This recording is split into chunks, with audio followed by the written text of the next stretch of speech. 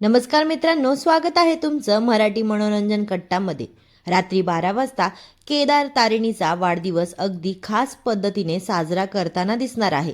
Room सुंदर सजवलेली असेल, गाणी सुरू असतील आणि केदार तारिणीचा छान डान्सही पाहायला मिळणार आहे। पण दुसरीकडे पद्मिनी मात्र तारिणीचा वाढदिवस साजरा करण्याची काहीच गरज नाही असं म्हणताना दिसणार आहे। आणि सगळ्यात मोठा ट्विस्ट म्हणजे तारिणी वसुधाचा फोटो हातात घेऊन एक निर्णय घेते। मी माझा वाढदिवस तेव्हाच साजरा करेन जेव्हा तुझ्या गुन्हेगाराला पकडून तुला न्याय मिळवून देईन। तर आता तारिणीच्या वाढदिवसाच्या या खास दिवसामागे नेमकं काय घडतंय आणि तारिणीला पुन्हा कोणाचा संशय येतोय हे आजच्या भागात पाहायला मिळालं। अशाच तारिणी मालिकेच्या सविस्तर अपडेट्स आणि व्हिडिओज आवडत असतील तर आपल्या चॅनलला आत्ताच सबस्क्राईब करा, व्हिडिओला लाईक करा आणि तुमचं मत कमेंटमध्ये नक्की सांगा। आजच्या भागाची सुरुवात होते केदार आणि तारिणीपासून। तारिणीच्या हाताला लागलेलं असतं आणि तिच्या त्या जखमेवर केदार हळद लावत असतो। तेव्हा तारिणी केदारला एक महत्त्वाची गोष्ट सांगते। तारिणी म्हणते की हा तोच माणूस असावा ज्याच्यामुळे गुलाबला हे सगळं करावं लागलं। हे ऐकल्यानंतर केदार म्हणतो की याचा अर्थ त्या व्यक्तीला तारिणीबद्दल खूप काही माहिती झालेली असावी। त्यावर तारिणी म्हणते की ही शक्यता नाकारता येत नाही आणि जर खरंच त्या व्यक्तीला माझ्याबद्दल सगळं कळलं असेल तर तो पुन्हा माझ्यावर हल्ला करण्याचा प्रयत्न नक्की करेल। हे ऐकून केदारही काळजीत पडतो, पण तारिणी घाबरून थांबत नाही। ती म्हणते अशा वेळी आपल्याला आणखी जास्त सावध राहावं लागेल, कारण तो माणूस स्वतःचा चेहरा आपल्यासमोर येऊ देणार नाही। पण त्याच वेळी ही आपल्यासाठी एक मोठी संधी असेल। आपल्याला त्या माणसाला लवकरात लवकर पकडायचं आहे आणि त्याचबरोबर माझ्या आईच्या गुन्हेगारालाही शोधायचं आहे। केदार तारिणीला साथ देत म्हणतो, येस बॉस। यानंतर कौशिकी आणि दयानंद खांडेकर घरी येतात। घरी आल्यानंतर कौशिकी दयानंदांना म्हणते की आज खूप धावपळ झाली आहे आणि त्यांच्या औषधांची वेळही झाली आहे, त्यामुळे त्यांनी रूममध्ये जाऊन आराम करावा असं ती सांगते। पण दयानंद म्हणतात की अजून आपलं काम आपल्या मनासारखं झालेलं नाही, त्यामुळे त्यांना आज वाईट वाटत आहे। कौशिकी त्यांना समजावत म्हणते, आज नाही तर आपण पुन्हा प्रयत्न करू, पण तुम्ही आता आराम करा। त्यावर दयानंद म्हणतात की एवढे दिवस आराम केला म्हणूनच बाहेरची अनेक महत्त्वाची कामं राहून गेली। शेवटी आपली कामं आपल्यालाच करावी लागतात, सगळी कामं दुसऱ्यांवर सोपवून चालत नाही। तेवढ्यात कौशिकीचं लक्ष खाली जातं। घरात सगळीकडे रक्त सांडलेलं दिसतं। हे पाहून कौशिकी घाबरते। दयानंदचंही लक्ष त्या रक्ताकडे जातं आणि तेही घाबरतात। दोघेही त्या रक्ताच्या थेंबांचा माग काढत पुढे जाऊ लागतात। रक्तांचे थेंब त्यांना थेट तारिणी आणि केदारच्या रूमपर्यंत घेऊन जातात। रूममध्ये आल्यानंतर त्यांना हळद दिसते। कौशिकी घाबरते, केदारला विचारते, केदार तुला काही लागलंय का? केदार म्हणतो, ताई मला काहीही लागलेलं नाही। तेवढ्यात तारिणी सांगते, मला लागलं आहे। हे ऐकून कौशिकी आणि दयानंद दोघांनाही मोठा धक्का बसतो। कौशिकी तारिणीजवळ जाऊन तिची जखम पाहते। ती म्हणते, तारिणी तुला एवढं लागलंय? दयानंद ही काळजीने विचारतात की एवढी मोठी जखम झाली तरी कशी? ते डॉक्टरांना फोन करतो असं सांगतात। केदार सांगतो की त्याची काहीही गरज नाही, ते हॉस्पिटलमध्ये जाऊन आले आहेत आणि तारिणीला इंजेक्शनसुद्धा दिलं आहे। दयानंद विचारतात, मग डॉक्टरांनी जखम अशी उघडी का ठेवली? तारिणी सांगते की रक्त खूप वाहत होतं आणि थांबत नव्हतं, म्हणून तिने केदारला हळद लावायला सांगितली। तारिणी ती ठीक असल्याचं सांगून सगळ्यांना काळजी करू नका असं म्हणते। कौशिकी पुन्हा तारिणीला विचारते, एवढं कसं लागलं? तेव्हा केदार सांगतो की ते बेलसेरे यांच्या घरी गेले होते। काव्याला बघण्यासाठी मुलगा आला होता, कार्यक्रमही छान झाला। पण दयानंद लगेच म्हणतात, ते सगळं नंतर सांग, तारिणीला हे कसं लागलं ते आधी सांग। केदार सांगतो की परत येताना तारिणीला पूजेसाठी फुलं घ्यायची होती आणि त्याला बाबांची औषधं घ्यायची होती, म्हणून तो औषध आणायला गेला आणि तारिणी फुलं घ्यायला गेली होती। तेव्हा तारिणी सांगते की तिला तिथे पत्रा लागला। कौशिकी आणि दयानंद दोघेही विचारतात, पत्रा? तारिणी सांगते की फुलांच्या दुकानाजवळ थोडा पत्रा बाहेर आला होता आणि तो तिच्या हाताला लागला। दयानंदला आश्चर्य वाटतं की एवढा मोठा घाव त्या पत्र्यामुळे कसा काय झाला? कौशिकी मात्र संशयाने विचारते, तुला खरंच पत्रा लागलाय ना? तारिणी तिच्याकडे पाहते आणि म्हणते, तुम्हाला खोटं का वाटतंय ताई? कौशिकी लगेच परिस्थिती सावरते. ती म्हणते, नाही ग, मला खोटं वाटतंय म्हणून नाही, पण आजूबाजूच्या गोष्टींचं भान ठेवणारी तू आहेस. तू एवढ्या बेजबाबदारपणे वागशील असं मला वाटत नाही, म्हणून विचारलं. कौशिकीचं हे बोलणं ऐकून तारिणीच्या मनात पुन्हा तिच्याबद्दल संशय निर्माण होतो. दयानंद तारिणीला काळजी घेण्यास सांगतात आणि केदारला म्हणतात, काय रे, तुला तिच्याकडे लक्ष देता येत नाही का? एवढं लागलंय तिला. केदार सांगतो की तो औषध आणायला गेला होता. त्यावर दयानंद रागाने म्हणतात, गेली उडत ती औषधं. औषधांपेक्षा तिचा जीव महत्त्वाचा नाही का? कौशिकी म्हणते, दया काका तुम्ही शांत व्हा, आपली तारिणी खूप स्ट्रॉंग आहे. रोज नवीन नवीन मोहिमा ती हाती घेते. बरोबर ना तारिणी? तारिणी लगेच तिच्याकडे पाहते. मोहिमा? दयानंद ही आश्चर्याने विचारतात, कसल्या मोहिमा? काय बोलताय तुम्ही? कौशिकी लगेच आपलं बोलणं बदलते. ती म्हणते, मला असं म्हणायचं होतं की तारिणी खूप स्ट्रॉंग आहे. जबाबदाऱ्या अंगावर घेण्याची सवय आहे तिला. पण कधीकधी तेच तिच्यासाठी खूप भारी पडू शकतं. तारिणीला तिच्या बोलण्याची पद्धत पुन्हा वेगळी जाणवते. कौशिकी पुढे म्हणते, हा प्रेमाचा सल्ला समज किंवा धमकी समज. तुला स्वतःची काळजी घेणं खूप गरजेचं आहे. घरावर किती संकट आहे हे तारिणीला माहिती आहे. ती पूजा करते, उपवास करते आणि घरासाठी खूप काही करते. पण स्वतःची काळजीसुद्धा घेणं गरजेचं आहे.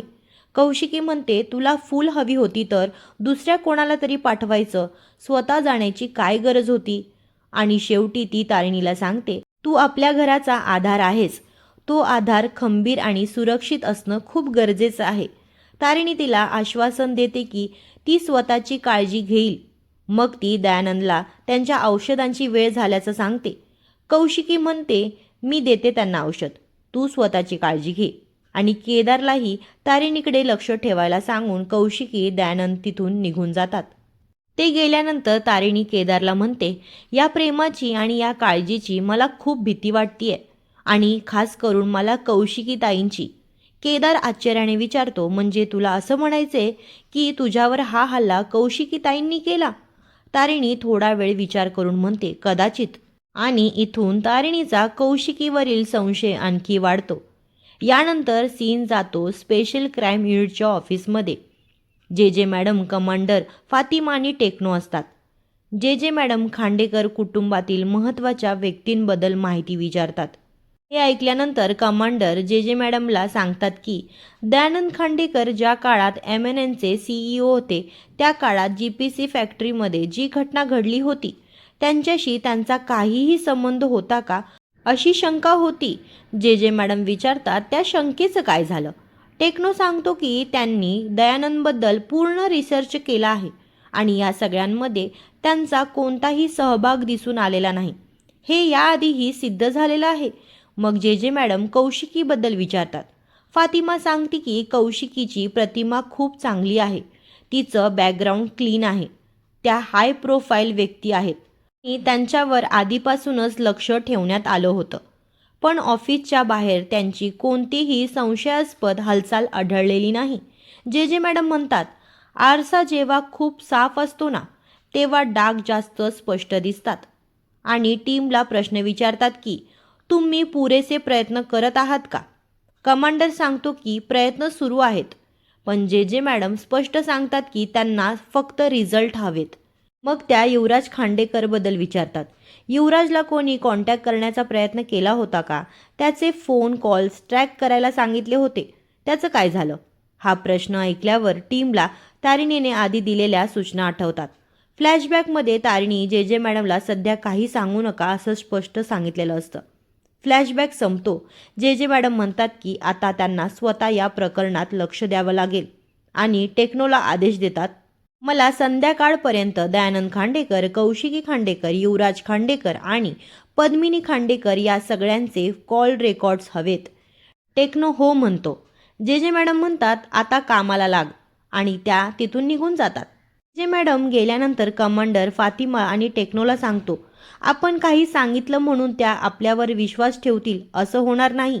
त्या आपल्याकडून सगळं काढून घेतील. टेक्नो म्हणतो, त्याआधी बॉसला फोन करून सांगायला हवं. फातिमा लगेच तारिणीला फोन करते. तारिणी फोन उचलते. बोल फातिमा. फातिमा सांगते की जे जे मॅडम आल्या होत्या आणि त्यांना पद्मिनी, कौशिकी, युवराज आणि दयानंद यांच्या कॉल हिस्ट्रीज हव्या आहेत. तारिणी विचारते, असं अचानक का? कमांडर सांगतो, जे जे मॅडमनी आधी सगळ्यांबद्दल माहिती विचारली, पण सगळं निगेटिव्ह असल्याचं सांगूनही त्यांचा विश्वास बसला नाही. टेक्नो सांगतो की त्यांनी युवराजचा फोनसुद्धा ट्रॅक करायला सांगितला होता. फातिमा तारिणीला सांगते की त्या रहस्यमय कॉलची माहिती जे जे मॅडमला मिळाली तर परिस्थिती आणखी बिघडेल. तारिणी लगेच सांगते, आता त्यांना काहीच कळता कामा नये. जोपर्यंत आपण या प्रकरणाच्या मुळाशी पोहोचत नाही तोपर्यंत हे गुपित राहिलं पाहिजे. मग तारिणी टेक्नोला विचारते की कॉल रेकॉर्डचा रिपोर्ट तोच बनवणार आहे का? टेक्नो हो म्हणतो. तारिणी त्याला विचारते, आपली मेन कॉपी सुरक्षित ठेवून दुसऱ्या कॉपीमधले कॉल्स डिलीट करता येतील का? टेक्नोला हे ऐकून धक्का बसतो. तो म्हणतो, बॉस, म्हणजे रेकॉर्डमध्ये छेडछाड? तारिणी म्हणते, आपल्याकडे दुसरा पर्याय नाही. त्या माणसापर्यंत पोहोचायचं असेल तर हे करावंच लागेल. टेक्नो शेवटी म्हणतो की हो, हे शक्य आहे आणि तो सगळं करेल. तारिणी त्याला सांगते की काही प्रॉब्लेम झाला तर त्याची जबाबदारी पूर्णपणे तिची असेल. टेक्नो म्हणतो, बॉस, आपण सगळे एक टीम आहोत. प्रॉब्लेम सगळ्यांचा आणि जिंकलो तरी सगळे. कमांडरसुद्धा तारिणीला काळजी करू नका असं सांगतो. तारिणीला आपल्या टीमचा अभिमान वाटतो. ती सगळ्यांना अपडेट देत राहायला सांगते. सगळे म्हणतात, हो बॉस, आणि फोन ठेवला जातो. फोन ठेवल्यानंतर केदार तारिणीला सांगतो की त्याला खूप काळजी वाटतेय. उद्या जे जे मॅडमच्या हातात काही सापडलं तर तारिणीला सस्पेंड करायला त्या मागे पुढे पाहणार नाहीत आणि फर्स्ट कमांडिंग ऑफिसर म्हणून त्याचा सगळा दोष तारिणीवर येईल. आणि तारिणी शांतपणे म्हणते, परिणामाची भीती बाळगून आपण आपली ड्युटी कधीच करू शकत नाही. तो माणूस आपल्याला लवकरात लवकर सापडणं गरजेचं आहे. ती केदारला काळजी करू नकोस असं म्हणते. तेवढ्यात केदारच्या फोनवरती सुमी आजीचा फोन येतो. सुमी आजी केदारला सांगतात की तारिणी जवळ असेल तर तिला कळू देऊ नकोस. केदार थोडा बाजूला जातो. सुमी आजी त्याला लगेच भेटायला बोलवतात. केदार म्हणतो, पण आता? सुमी आजी हसत आणि रागात सांगतात, ही महिष्मतीची ऑर्डर आहे, हुकूम आहे. केदार शेवटी म्हणतो, हो. फोन ठेवल्यानंतर तो तारिणीकडे येतो. तो सांगतो की त्याला थोडं बाहेर जावं लागेल. तारिणी विचारते, आत्ता कुठे जायचंय? केदारच्या तोंडून चुकून महेशमती हा शब्द निघतो. केदार लगेच परिस्थिती सावरतो आणि सांगतो की महेशमती बिल्डर्सना प्रॉपर्टीबद्दल काही माहिती हवी आहे. त्यांना दिलेली वेळ पाळावी लागेल म्हणून तो पटकन जाऊन तिथे येतो असं सांगतो. तारिणी शेवटी त्याला जाण्याची परवानगी देते.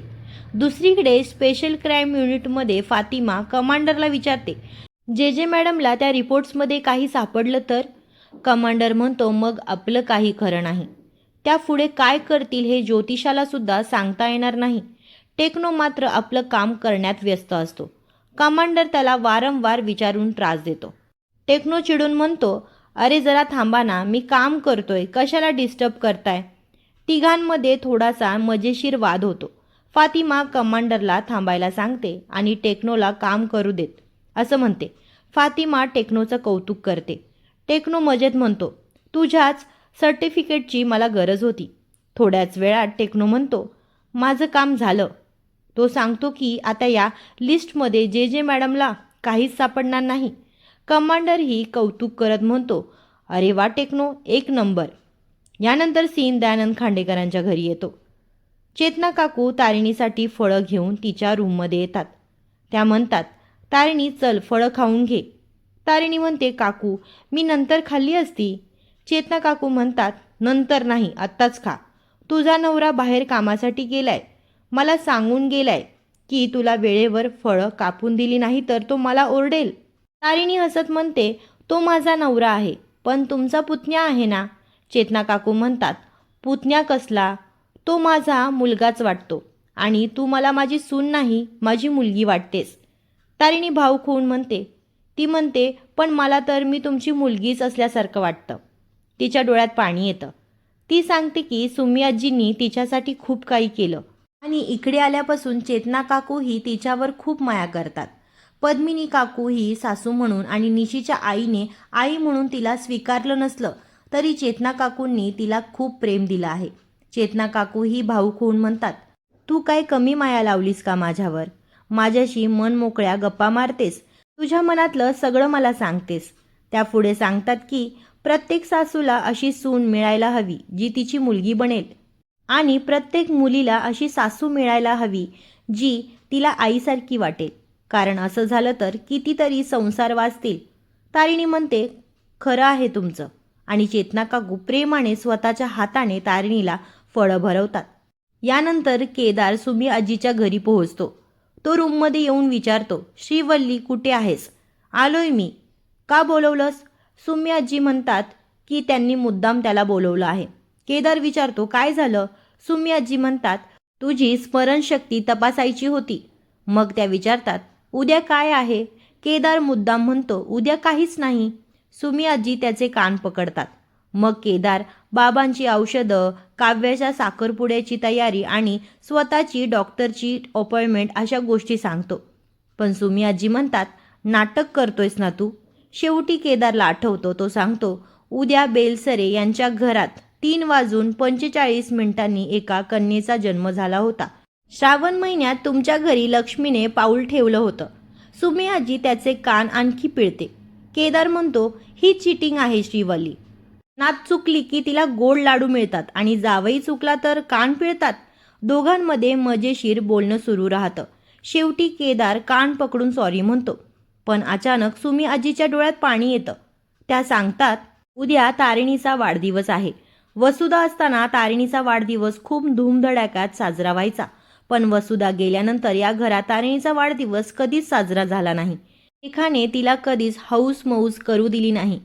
तारिणी मात्र दुसऱ्यांचे वाढदिवस मोठ्या उत्साहाने साजरे करायची. पण स्वतःचा वाढदिवस आला की कधी कॉलेजमध्ये लेक्चर आहे म्हणून निघून जायची, कधी लायब्ररीमध्ये बसायची. मोठी झाल्यानंतर तर अनाथ आश्रममध्ये काम करण्याचं कारण मिळालं आणि स्वतःचा वाढदिवस साजरा करणं तिने पूर्णपणे सोडून दिलं. केदार सुमी आजींना समजावत म्हणतो, श्रीवल्ली अजिबात रडायचं नाही. तुझ्या नातीचा आणि माझ्या बायकोचा वाढदिवस यावेळी अगदी धूमधडाक्यात साजरा करणार. तो पुढे म्हणतो, फक्त हा दिवस नाही तर तिच्या आयुष्यातला प्रत्येक दिवस एक्स्ट्रा स्पेशल करणार.